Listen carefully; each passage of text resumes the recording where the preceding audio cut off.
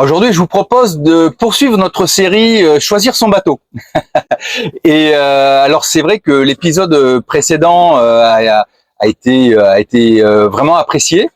Et moi, j'apprécie beaucoup de tourner ces vidéos, de partir à la rencontre de propriétaires qui vivent sur leur bateau, qui font un tour du monde ou un tour de l'Atlantique, et puis d'échanger avec eux sur les raisons qui ont motivé le choix du bateau sur lequel ils font leur voyage.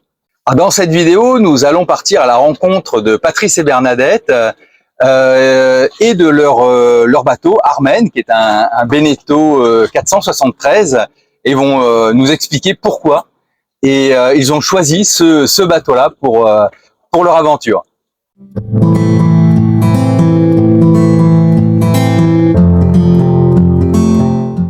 Bienvenue sur Ikigai Voyage, la chaîne où on parle de voile, de voyage et de changement de vie. Comme on l'a vu dans la vidéo précédente sur choisir son bateau, le choix du bateau est pas à 100% rationnel. On a tout un tas de critères, des critères en termes de programme, en termes d'équipage, et puis des critères techniques. Et ça, on peut les retrouver dans beaucoup de sites, sur beaucoup de sites internet, dans la littérature, dans les magazines spécialisés. On peut retrouver l'ensemble des caractéristiques techniques du bateau. Mais nous, dans notre série Choisir son bateau, ce sont pas ces critères-là en fait qui nous intéressent, parce que au final, il y a quand même cette part d'irrationalité, le coup de cœur qu'on a pour un bateau, et puis il y a aussi un autre élément qui est la possibilité d'acquérir tel ou tel bateau. Et puis la disponibilité aussi des modèles de bateaux au moment où on va partir pour notre aventure. Donc on va continuer cette exploration et retrouver Patrice et Bernadette qui vont nous présenter Armen. Alors je suis avec Patrice et Bernadette qui nous ont très très gentiment accueillis sur Armen, leur Beneteau 473. Alors pour tout dire, Patrice et Bernadette, on s'est rencontrés, nous étions avec Louis pour le début de la saison cyclonique. On est descendu dans le sud, vers Grenade. On était arrêté à Marigobé, à Sainte-Lucie. Et puis, à la suite d'une vidéo, je reçois un message. C'était Patrice, oui, on suit la chaîne, et ils étaient en train de préparer leur départ du Marin pour descendre aussi sur Grenade. Et là, on se dit, quand vous saurez toujours nous où on se trouve avec Louis, par rapport à la chaîne, quand vous nous voyez, vous venez nous voir. Et on était à Bécoué, et d'un coup on entend toc toc, et c'était Patrice. Et on s'est rencontrés là. Et depuis, en fait, on se suit et on se retrouve un peu comme ces vies de bateau où chacun va dans sa direction, et puis à un moment donné, on se retrouve. Et on s'est retrouvé là dernièrement ici en Martinique, à Ansalane. Et donc, c'est à Ansalane qu'on fait cet échange. Alors Patrice et Bernadette, bonjour et merci de nous accueillir sur Armen. Alors là, nous, on sommes dans la série de vidéos j'ai choisi mon bateau. Pourquoi j'ai choisi? Ça fait un moment que je navigue avec. Et puis, qu'est-ce qui me convient? Qu'est-ce qui me convient pas? Si je devais l'améliorer, qu'est-ce que je ferais? Peut-être que j'ai rien du tout à améliorer parce qu'il me convient parfaitement. Et alors, on va voir quelques caractéristiques techniques sur le bateau, mais le but c'est pas de faire une fiche comme on peut avoir une fiche descriptive, etc. Avoir quelques points de repère qui nous intéressent nous en tant que voileux, le tirant d'eau, les capacités de réservoir, etc. Mais ce qu'on veut, c'est surtout la partie plutôt subjective. En fait, qu'est-ce qui fait qu'on se sent bien dessus? Comment on se sent sur le bateau? Et on va plutôt orienter le temps qu'on va passer ensemble autour de ça. Alors, comment s'appelle le bateau? Armen. Et Armen, ça vient d'où? C'est le phare le plus à l'ouest de la pointe bretonne, qui est au bout de la chaussée d'Armen, après l'île de Saint. Et c'est un endroit vraiment très mal pavé. Donc, c'est un des endroits les plus mal pavés de Bretagne. Donc, ça peut être dangereux par mauvais temps. Et donc, ce phare c'est là pour prévenir à l'époque les marins où il n'y avait pas à l'époque de GPS, etc. Et donc ça prévenait ce coin très dangereux. Et ça veut dire aussi le rocher. Est-ce que vous pouvez nous présenter le bateau? Alors le bateau, c'est un Oceanis 473 de chez Beneteau. Sa particularité, c'est qu'il a été, celui-là, fabriqué aux USA. Nous sommes le 3e propriétaire. Premier, c'est un Américain. Deuxième, c'est un Français qui l'a ramené des USA à Pornic, en Bretagne. Et puis, je l'ai acheté quelque temps après qu'il l'avait ramené, parce que bizarrement, il s'en servait pas. Donc, je l'ai acheté en décembre 2019. Ouais, décembre 2019. Voilà. Et on l'a eu officiellement le 15 mars 2020. D'accord. La prise en main. La prise en main, c'est quel type de gréement? C'est un sloop. Donc un sloop donc avec un gréement en tête, voilà. Avec une grand voile en couleur, un chaînon en couleur. Par contre, une trinquette endraillée. D'accord, c'est un été largable. Un été largable. Okay. Et c'est un cockpit arrière, cockpit central? Alors c'est un cockpit arrière, voilà, qui est très confortable en navigation. Parce que il y a une facilité de se déplacer, comme dans tout bateau d'ailleurs. Voilà. Bon, c'est la taille aussi du bateau qui fait ça.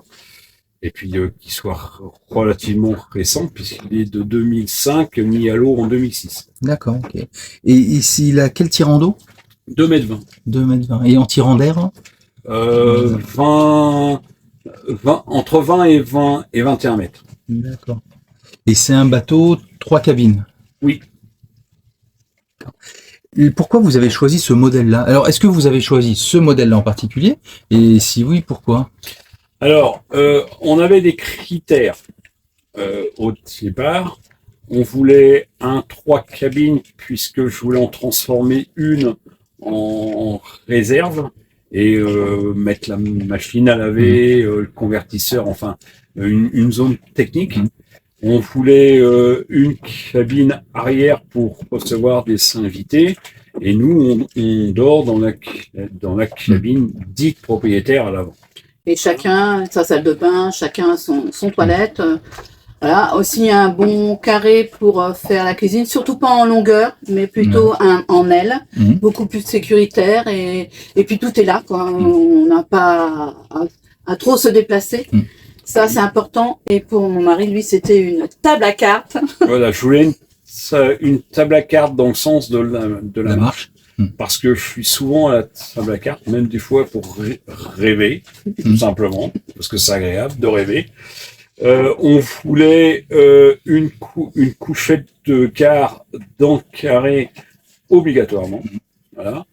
Je voulais aussi une ligne d'arbre, parce que en cas de pépin, c'est beaucoup plus facile à réparer qu'un side drive.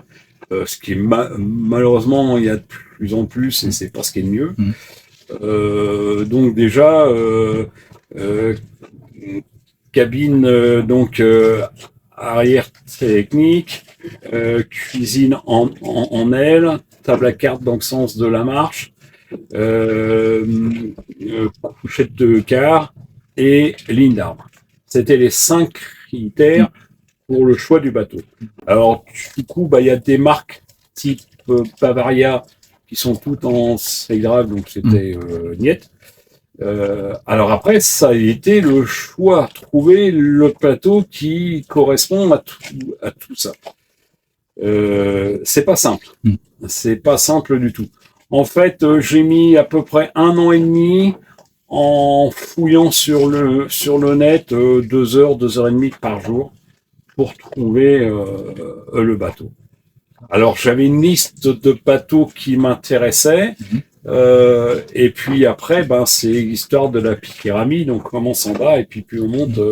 Et en fait, on est arrivé à ce modèle-là parce que ça correspondait à ce que je souhaitais.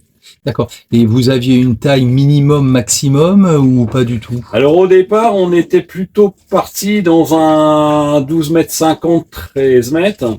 Et puis, en fait, on s'est rendu compte que dans ces tailles-là, il n'y avait pas grand-chose qui correspondait à notre choix. Soit qui était trop vieux, avec tous les problèmes dus à un vieux bateau, les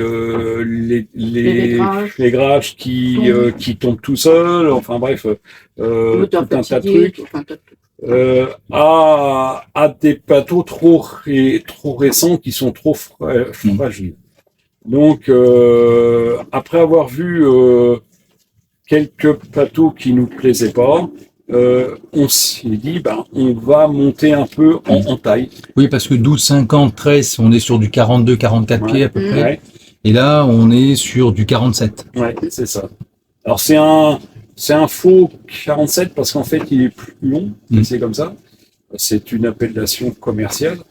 Et du coup, quand on l'a vu la première fois, surtout qu'il était vide, on s'est dit mais qu'est-ce qu'on va faire d'un engin parce que c'était vraiment très grand. Et par rapport à l'autre qui en intérieur, celui-là est 2,5 fois plus volumineux que ce qu'on avait avant. D'accord. Donc en termes de tonneau, ce qui faisait que ça nous a paru immense. Quand je me suis mis derrière une barre, je me suis dit l'avant est très loin. Et puis en fait, on s'y fait bien. On s'y fait bien. On l'appréhende assez vite. Et pourquoi ne pas être allé sur un catamaran? Comme là, vous aviez le choix, en fait, au moment de l'achat. Alors, pourquoi aller sur un catamaran? Parce que pour un principe de base, qui est le mien, qui ne vaut que pour moi, un bateau qui se met sur le toit, qui revient pas à l'endroit, c'est pas un bateau. Quand ça fait pas que du tout, ça va pas. Toi, tu as besoin de savoir qu'il va revenir à l'endroit à un moment donné. On est toujours au risque d'avoir une grosse vague scélérate. Ça n'arrive pas qu'aux autres. Donc là, avec ce que j'ai, le bulbe qui est en dessous, là, j'ai quand même près de 4 tonnes de lest. Il reviendra à l'endroit. Ouais. Alors qu'un catamaran, quand il est à l'envers, il y reste. Donc ça faisait partie d'un critère non négociable. Absolument. Ouais. Quels sont les autres critères non négociables et quels sont les critères sur lesquels tu dis, ça c'est un peu une marge de manœuvre? Alors, je souhaitais pas avoir un pont en teck. Et j'ai un pont en teck. Parce que souvent, lors de la première négociation neuve, c'est souvent une option gratuite du constructeur. Et pour ne pas avoir un en teck, c'est souvent des bateaux de loc qu'eux n'en ont jamais. Et il était hors de question que j'achète un bateau de loc. D'accord. Voilà.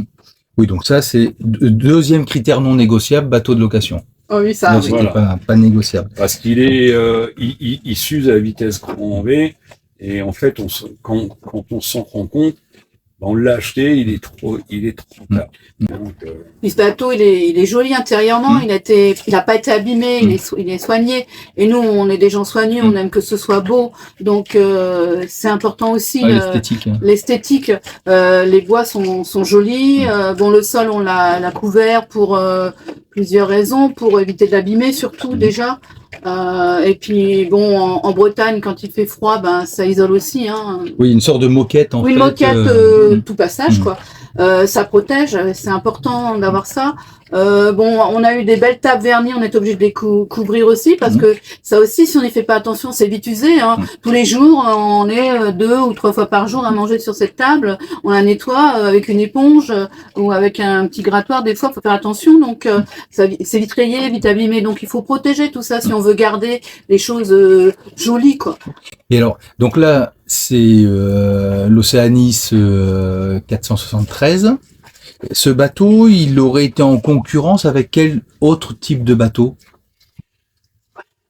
Alors, si j'avais gagné au loto, si ma banque aurait été vraiment très très gentille avec moi, mais il fallait qu'elle soit vraiment très très gentille, il y a un bateau de même taille qui me fait rêver, c'est le Boréal 47. D'accord. Mais à 800 000 € le morceau, c'était hors de question. C'est pas pour nous. Donc après, évidemment, j'aurais aimé avoir un X ou un Teller de cette taille-là, mais là, les prix étaient quand même pas aussi haut qu'un Boréal, mais c'était 3 voire 4 fois plus cher.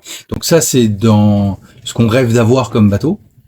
Et mais dans les alternatives, si ça n'avait pas été celui-là, le 473, ça aurait pu être lequel? Ben, honnêtement, j'avais pas trop de choix parce que les autres, il y avait toujours un critère de base qui correspondait pas. D'accord. Alors, ils avaient des fois des trucs mieux, mais il n'y avait pas les 5. Les 5 dont tu as parlé tout à l'heure. Voilà, c'est ça. Là, ça fait combien de temps que vous naviguez sur ce bateau maintenant? Ah ben, on l'a depuis le 15 mars 2020. Okay. Et qu'est-ce que vous adorez sur ce bateau? Sa sécurité. Il est sécurisant. Jamais j'ai eu à me plaindre en disant oula, c'est juste. Non, il passe très. C'est quoi qui est sécurisant pour toi? Eh ben, on sent que c'est un bateau solide. On sent que c'est un bateau qui passe bien dans la mer. Il est bien équilibré. Il gîte peu.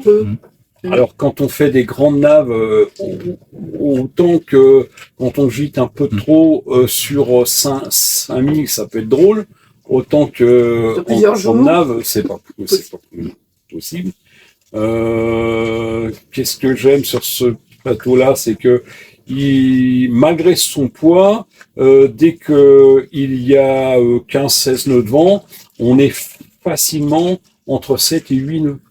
Donc il est rapide, alors que c'est pas un coursier. Il marche bien, il est facile, malgré qu'il y a quand même pas mal de toiles. Mais il y a des aides électriques avec les winches électriques et tout ça qui nous aident bien. À 2, ça va très bien. Là, en GV génois, vous avez quelle superficie au total? 108 mètres carrés. 108 mètres carrés, d'accord. C'est une belle surface déjà. Et toi, Bernadette, qu'est-ce que tu adores sur ce bateau? Bon bah la sécurité, me sentir bien quand je suis à la barre et puis quand ça m'arrive de le barrer, j'aime bien le voir aller sur l'eau, le voir glisser. Il est vraiment très agréable, il prend bien la vague, il est pas sournois, il est une certaine douceur, voilà, que j'apprécie beaucoup. En plus, bon, bah, il y a l'espace, évidemment, l'eau chaude que j'avais pas avant pour prendre la douche, quand même, un confort. Facilité pour cuisiner, moi qui aime bien cuisiner, quand même, et avoir du matériel et de me sentir bien. Et puis il est joli aussi, il est beau, même s'il est simple. Bon, nous il y en a un peu partout parce que c'est notre maison. On voit bien la différence entre un bateau qui est utilisé que de temps en temps et un bateau où on vit tout le temps dessus.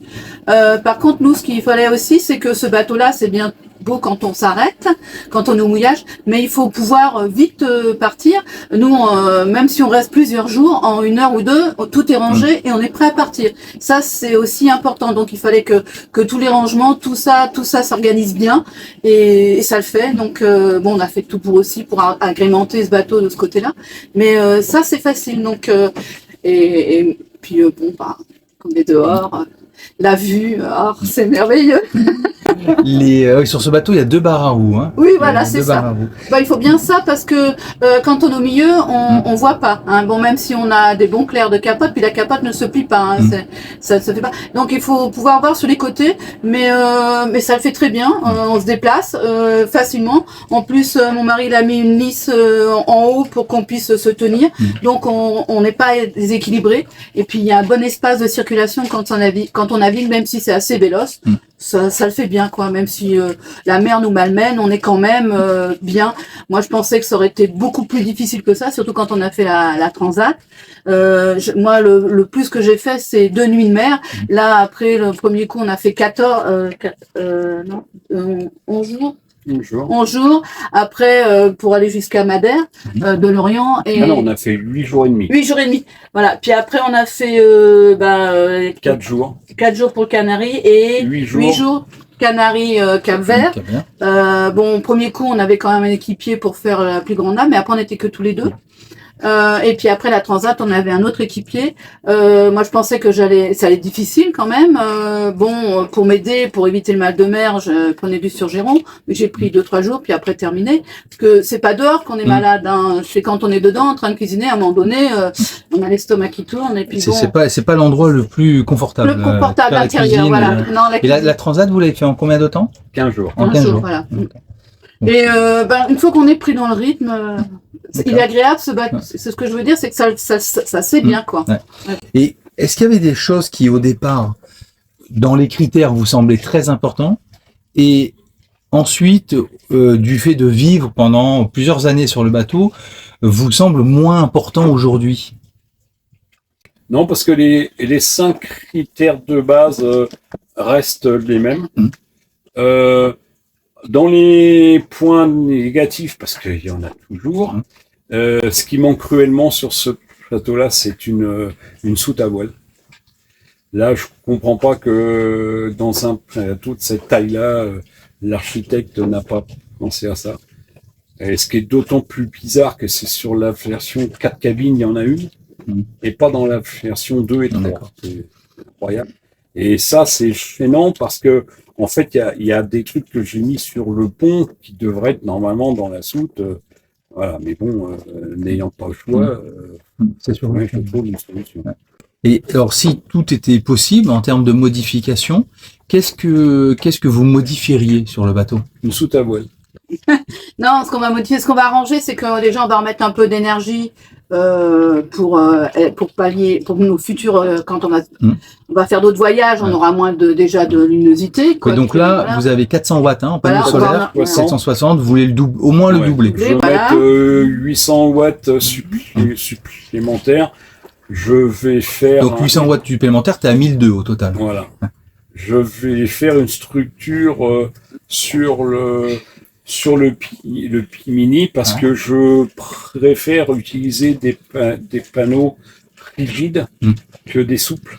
Les souples, ça dure moins longtemps, c'est moins rentable, enfin ils sont moins performants et en plus ils sont plus chers. Donc voilà. Non, puis ça sera mieux pour au niveau de l'énergie, quoi. On aura, bon, faut faire toujours des économies, mais on aura plus de possibilités.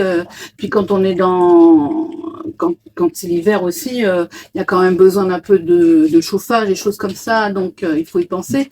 Et l'autre chose qu'il faut qu'on améliore aussi, c'est le froid. Donc là, on n'a qu'un groupe froid, et donc là, on va mettre 2 groupes froids séparément, comme ça sera beaucoup mieux, quoi, pour gérer le froid, parce que c'est important. Moi, j'aime beaucoup cuisiner, j'aime avoir des produits frais, et le réfrigérateur, c'est bien, mais il faut quand même le congélateur, qui est quand même bien pratique pour pouvoir cuisiner toujours des produits frais. Là, le frigo, il a quel volume à peu près? Alors, le frigo, j'ai pas mesuré. La partie congélation fait 135 litres. D'accord. Le frigo doit faire 150 litres, en gros. Oui, donc on est quand même proche des volumes que un terrien aurait à la maison. Tout à fait. Tout à fait. Ouais. Oui. Mais bon, on va pas passer notre vie non plus à aller faire les courses, parce que d'abord c'est plus difficile. Puis déjà, moi à terre, j'aimais pas non plus passer son temps à faire les courses. On a d'autres choses à faire, plus intéressantes. Donc il y a besoin quand même de stockage, quoi. Donc là, on est sur des améliorations, mais des améliorations, on va dire entre guillemets, en termes d'équipement. On n'est pas sur une modification structurelle du bateau. Oui, non, parce qu'il est bien fait déjà. Je veux pas parce que dès qu'on touche à la structure d'un bateau, peu de gens le savent, mais après le bateau est invendable. Dans la mesure où si le futur propriétaire a un problème avec, aucune assurance le couvrira. parce que il y aura un problème au niveau de la structure. Mais imaginons que tu sois l'architecte du bateau et que on te dise, bah tiens, tu fais une nouvelle mouture de ce bateau-là, hormis la soute à voile. Est-ce que tu changerais quelque chose? Non, parce que il nous va très bien. À part cette histoire de soute à voile qui serait faite facilement à la construction, parce que aujourd'hui, il faut faire ça. Évidemment, j'y ai pensé, mais c'est beaucoup trop lourd. Mais à part ça, non, on circule bien dedans. On l'a bien amélioré par rapport à la base de départ. On a la chance aussi que ce bateau, on l'a acheté avant le Covid. Et puis, c'est un bateau américain. Les Américains, ils avoir tout le matériel possible. On a même la clim qu'on n'a pas utilisée, ou très peu, parce que faut être écologique, hein, et puis il faut supporter la chaleur, puis c'est tout, hein. Faut pas non plus exagérer là-dessus. On a des salinateurs, on a des winches électriques, des aides, quoi, au confort. Mais ça, on apprécie. Donc, on l'a amélioré pour un long voyage. D'accord. Mais c'est de l'amélioration en termes d'équipement. D'équipement, et puis durable, quoi, et donc, qui va nous servir encore après. Alors, du coup, ça va venir éclairer la question d'après. Est-ce que vous avez un jour, imaginons aussi que tout soit possible, imaginez changer de bateau? Honnêtement, à part le Boréal qui est dans les sphères très hautes, je voudrais pas avoir un bateau plus récent, au moins quasiment actuel, parce que ils sont vraiment trop light. Trop fragiles.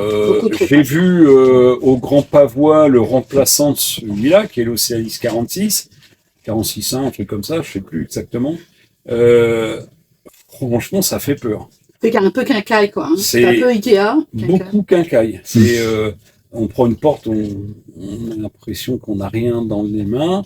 Tout est très light. Ça va bien pour faire un petit rond en lot par force 3 et encore, mais après, je pense que ça deviendrait compliqué. Donc, en fait, j'ai pas envie. Parce que celui-là, vraiment, je dis pas que c'est le meilleur, mais au niveau compromis, il nous va très bien. Bah écoutez, je vous remercie de toutes de ce partage. C'est toujours intéressant de voir parce qu'effectivement, le bateau, c'est toujours une histoire de compromis. Et on a des critères. Alors, on a des critères objectifs. Il y a des critères purement subjectifs, par exemple le fait de se sentir bien dans le bateau. Des fois on n'arrive pas à expliquer pourquoi, mais peut-être la luminosité, peut-être on ne sait pas. Et du coup le choix il n'est pas purement rationnel. De toute façon, l'achat d'un bateau n'est absolument pas rationnel. Tout sauf rationnel. Et ben alors ça sera notre mot de la fin. Tout sauf rationnel. Bon, merci en tout cas à tous les deux. De rien. Patrice et Bernadette ont très gentiment accepté que l'on filme l'intérieur du bateau. Donc on a l'espace de vie ici, le carré. Et puis la cabine avant, la cabine propriétaire.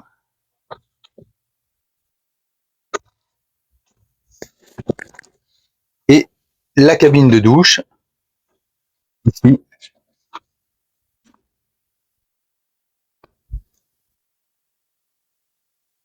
Et en redescendant vers l'arrière, donc ce que Bernadette aime beaucoup, c'est la cuisine en L.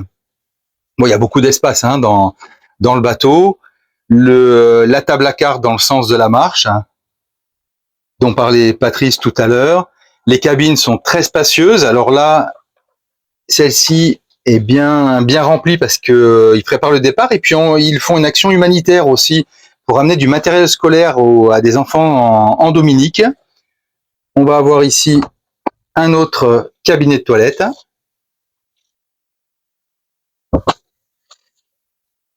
Et puis de ce côté, l'autre cabine qui, elle, est dédiée plutôt à la partie technique naturellement. Elle n'accueille pas d'invités. Donc, la machine à laver, le dessal qui est par ici. Donc, on est plutôt sur un espace technique. C'est un très très beau bateau. On se sent vraiment bien dedans. Il est très lumineux. Alors, on va faire le tour de l'extérieur du bateau. Donc, on a 2 barres à roues là. Bon, le cockpit, il est bien ouvert à l'arrière, donc c'est vraiment pratique pour monter. Moi, ce que j'aime bien sur ce bateau, c'est le fait que le banc du milieu, là, il se relève pour se mettre à niveau des 2 sur le côté. Et ça, c'est vraiment sympa. Et ça évite d'avoir un banc qui traîne dans le cockpit. Alors là, on va avoir un petit peu de vent.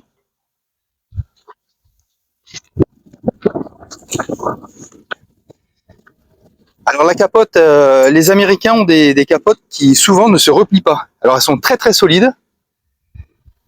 Par contre, elles vont rester fixes. Hop.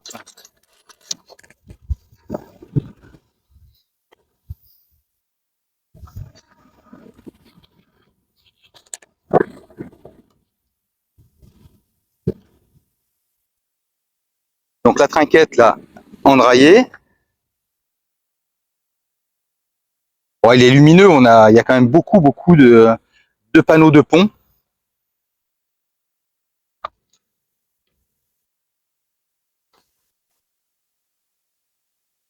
On arrive à se déplacer assez facilement. Alors je fais gaffe parce qu'aujourd'hui on a pas mal de roulis sur le mouillage. Là, ce qui est important aussi là en grande croisière, c'est d'avoir des bimini et puis des taux qui nous protègent bien du soleil. Voilà, et puis on revient dans la partie cockpit.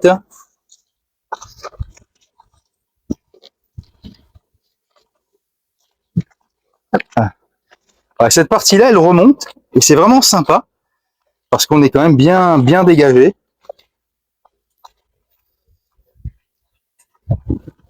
Et là, il y a une belle vue sur l'ensemble du bateau. Bon, je comprends pourquoi ils adorent leur bateau. Hein. Franchement, il est magnifique. Nous allons faire le tour d'Armen. Donc on a 2 étages de barre de flèche, il est gréé en sloop avec un étai largable, une voile sur enrouleur.